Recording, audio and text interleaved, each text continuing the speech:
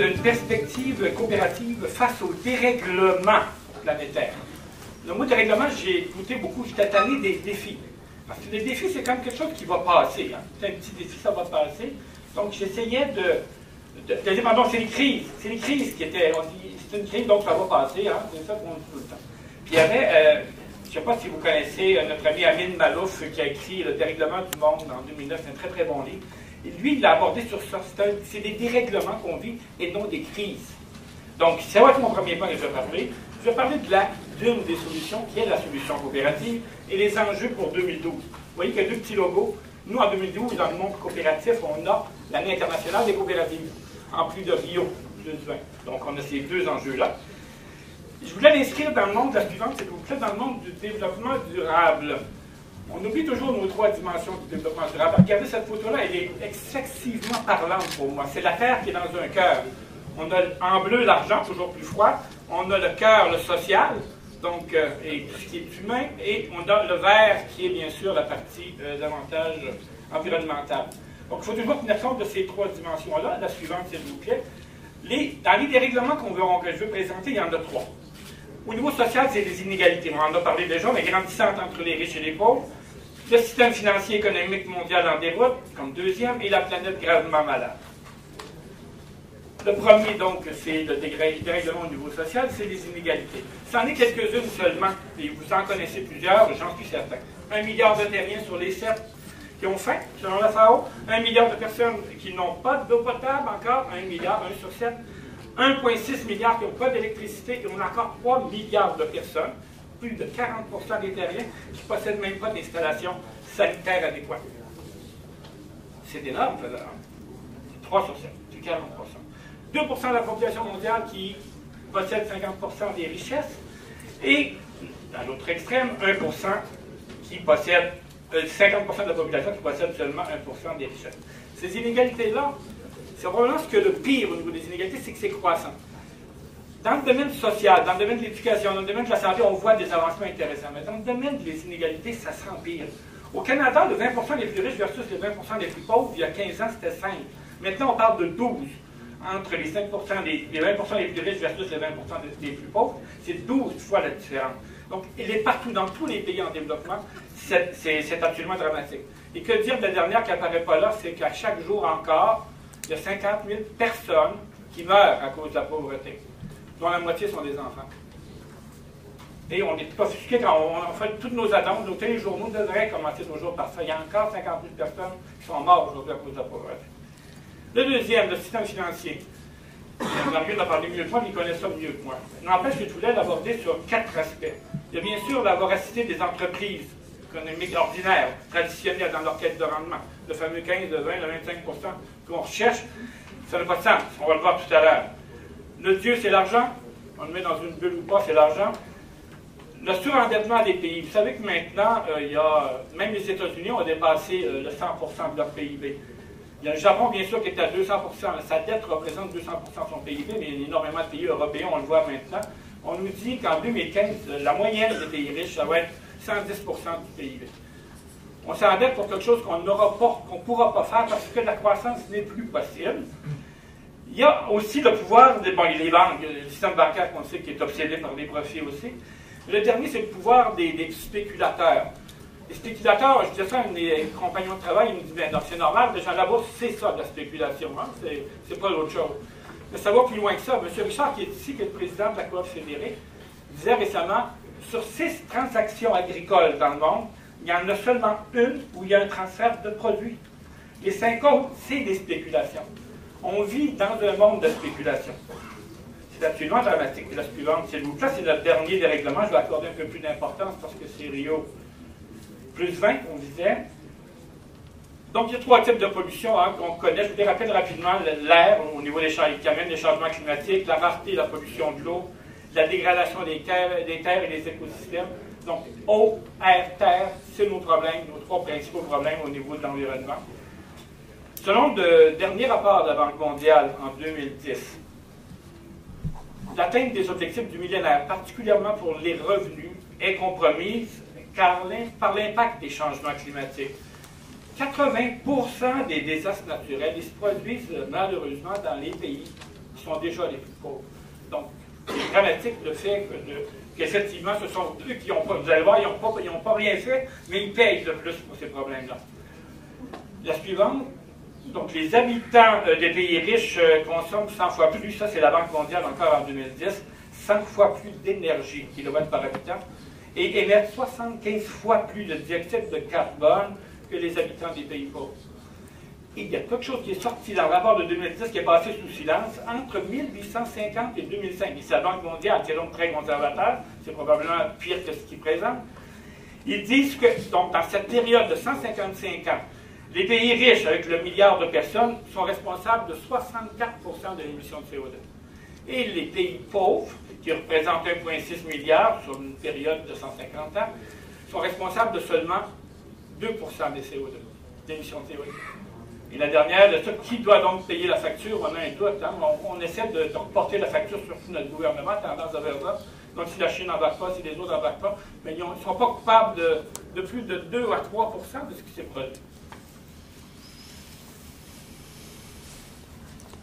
L'autre maintenant, c'est la croissance. La fameuse croissance, effectivement. Bon, il y a plusieurs qui y pensent maintenant. Vous avez vu sûrement hier Mathieu Roy et son petit film qui s'en vient, Survivre au progrès, en disant effectivement, les gens pensent que la croissance, c'est le dogme, c'est ce qu'on doit viser. Si on applique une croissance seulement au niveau de la consommation de 3% par année, en 25 ans, ça fait 100%. Ça fait le double de consommation qu'on a. En 2006, quand on a fait l'empreinte écologique de notre planète avec ce qu'on avait consommé, de ce qu'on avait utilisé comme ressource, on s'est rendu compte qu'on avait besoin de 1,4 planètes pour régénérer les ressources qu'on avait utilisées. Si on rajoute 25 ans à ça, donc on parle de 2031, il faudrait 2,8 planètes pour régénérer les ressources qu'on utilise. Ça ne peut plus fonctionner. Je pense qu'il faut parler de décroissance contrôlée. Il faut, dans les pays riches surtout, dans les pays en développement, il faut qu'il y ait une croissance durable, bien sûr. Il faut qu'on arrête de penser croissance. C'est un mot qui n'existe, qui ne devrait plus exister dans notre langage. Puis le pire, c'est bien sûr nos politiciens. Ça, c'est Tony Blair, ex-premier ministre britannique, qui disait ça. Donc, les gouvernements ne bougeront pas parce que c'est leur économie en premier lieu. Je ne sais pas si vous avez lu l'article de Louis-Gilles Francaire dans Le Devoir la semaine dernière, qui disait que l'ONU songe à prolonger le protocole de Kyoto sans la Russie, le Japon et le Canada, parce que c'est des très mauvais élèves. Il dit le Canada serait le cancre absolu à ce niveau-là, parce qu'il n'a même pas amorcé le plan de réduction qu'il avait mis dans sa loi, dans sa propre loi. Donc, on est vraiment des cancres, et là qu'on pense qu'on devrait être même éliminer des débats. Donc, fini le pessimisme, maintenant les solutions. Je pense que les coopératives font partie de la solution. Il y a Kofi Annan qui disait la seule alternative qui offre un quelconque espoir d'un meilleur avenir, c'est la voie de la coopération et de la collaboration. Mario l'a dit tout à l'heure, dans le monde coopératif, il faut revenir à ces valeurs-là, les valeurs et les principes qui sont là. On ne les lira pas, bien sûr, mais ce sont des valeurs et des principes qui devraient guider toute notre vie, à part l'environnement, où effectivement on a encore un débat à faire dans le monde coopératif. En ce qui concerne la responsabilité sociale, toutes les coopératives dans le monde ont toujours eu ça à cœur depuis 150 ans, la responsabilité sociale. Les grosses entreprises le découvrent actuellement, ils veulent faire de la responsabilité sociale, et c'est bien sûr bien malheureux qu'ils le fassent sur le dos des gens, comme ils le font actuellement. Il y avait Colette Lebel, je ne sais pas si vous la connaissez, elle travaille à la Coop Fédérée, dans le dernier Coopérateur agricole, qui est une revue extraordinaire sur le monde agricole, qui est publiée par la Fédérée. Elle dit, bien en amont de l'entreprise coopérative, il y a l'association de personnes. Et c'est elle d'abord qui donne toute sa valeur à la coopérative. Ça vaut bien sûr pour l'ensemble de l'économie sociale, parce qu'on le base d'abord sur une association de personnes, avant de parler d'entreprise. La suivante, c'est rapide, il y a 550 000 coopératives sur la planète qui regroupent 1 milliard de personnes et qui donnent des services à un Canadien sur 2. Ça, c'est peu connu, c'est très méconnu. Bien sûr qu'on veut le publier, le renforcer. Les coopératives fournissent 100 millions d'emplois, c'est 20% de plus que les multinationales. 850 millions de personnes reçoivent des services financiers de coopératives ou de mutuelles. Les assurances sont contrôlées à 24% par les coopératives et les mutuelles. Ce que je veux dire par là, c'est qu'on pense que le mouvement de l'économie sociale, c'est faible, c'est petit. Mais c'est pas ça. C'est très gros et c'est capable de le faire. Merci, Gérald. La suivante, c'est les 300 plus grosses coopératives de la planète. On va en entendre parler beaucoup à l'automne prochain avec le sommet qu'organise Desjardins. Ensemble, ils représentent la 10e économie mondiale. Et ce qui est intéressant de voir, sur les 100 entreprises les plus grosses, les 300 entreprises, il y en a 40 qui ont plus de 100 ans. C'est ce qui nous différencie du reste des autres entreprises aussi capitalistes. Les coopératives, c'est signe de résilience et c'est signe aussi de pérennité. Il y a une étude de l'EIT en 2009 qui a démontré de façon intéressante qu'effectivement, on résiste mieux aux crises. Il y a une étude qui a été faite par Sticopa aussi en 2010 qui arrive aux mêmes conclusions. Je parlais avec Michael Lizamis, qui est ici présent, qui est le directeur de l'éducation à Mondragon. Mondragon, c'est la NEC pour les coopératives, surtout les coopératives de travailleurs. Il me disait qu'en Espagne, actuellement, il y a 21% de chômage. À Mondragon, 11%. C'est une démonstration qu'effectivement, quand les gens s'organisent entre eux avec l'économie sociale, puis Mondragon, c'est comme si toutes étaient coopératives. Toutes les entreprises sont coopératives. Et là, il y a seulement qu'un taux de chômage de 11, pendant que dans le reste du pays, c'est 21. La direction des coopératives au Québec a fait une étude en 2008 qui a démontré que sur une période de 10 ans, les coopératives vivent 2,2 fois plus que les entreprises. Ils ont un taux de survie 2,2 fois. C'est quand même remarquable. Les coops sont là pour répartir la richesse. Des exemples rapidement de coopératives et de développement durable, même si on n'est pas encore les rois là-dedans. La Coop fédérée, avec son implantation d'un système de notation pour le développement durable, on s'évalue, puis après ça, on se prend des stratégies, on adopte des stratégies pour s'améliorer. Il y a les coopératives forestières, Justin est ici, qu'on va entendre parler de la biomasse à la rescousse des emplois. Il y avait un très beau reportage de la Semaine verte, d'ailleurs hier, qui était fort intéressant, fort éloquent. Une coopérative d'habitation de Montréal, le Poteau Vert, c'est un autre exemple. Les suivantes, des mutuelles. À Québec, je me suis rendu compte que tous les édifices verts de Québec, mais en fait, c'était des mutuelles. C'est nos mutuelles, c'est Promutuelle, c'est la capitale, c'est SSQ. Donc, on est vraiment enligné là-dessus.